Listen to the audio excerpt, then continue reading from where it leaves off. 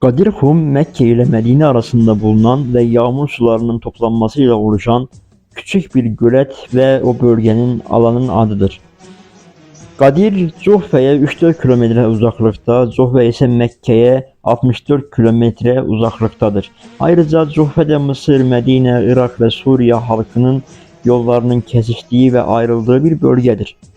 Hz. Peygamber sallallahu aleyhi ve aleyhi Zilhicce ayının 18'inde son veda haccından dönerken hacıların Gadir-Hum bölgesinde toplanmalarını emretti.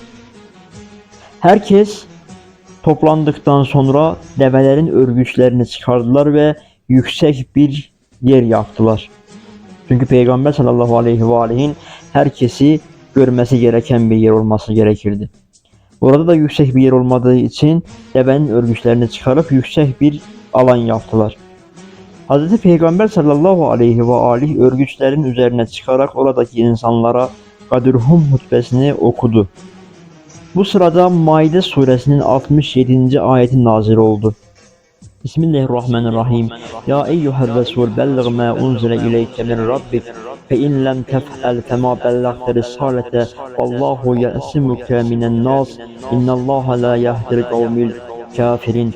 Ey peygamber, Rabbinden sana indirileni tebliğ et. Eğer bunu yapmazsan Allah'ın elçiliğini yerine getirmemiş olursun. Allah seni insanlardan korur, şüphesiz Allah kafirler topluluğunu hidayet etmez. Ve daha sonra Hz. Peygamber sallallahu aleyhi ve aleyhi hutbeye devam ederken ikinci ayet olan Maide suresinin 3. ayeti nazil oldu. El-yevme ekmeltu lekum dinekum ve etmemtu aleykum nimeti ve razzitu lekumul İslam'e dine. Bugün sizin dininizi kemale erdirdim. Üzerinizdeki nimeti tamamladım ve sizin için din olarak İslam'a razı oldum. Daha sonra İmam Aleyhisselam'ı yanına çağırıp bileğinden tutarak buyurdu ki: Men kuntu mevla fehâza aliyyum mevla. Allahümme vâli men vâlâ ve âde men âdâ. Ben sur men nesere vehsur men hazele. Ben kimin Mevlası isem Ali de onun Mevlasıdır. Allah'ım onu seveni sev, ona buğz edene sen de buğz et. Ali'ye yardım edene sen de yardım et, Ali'ye düşman olana sen de düşman ol. Daha sonra herkes İmam Ali Aleyhisselam'ın elini tutarak ona biat etti. Daha sonrasında da bir kaba su koydular ve İmam Ali Aleyhisselam elini o suyun içine koydu. Kadınlar da elini o suya koyarak İmam Ali Aleyhisselam'a biat ettiler.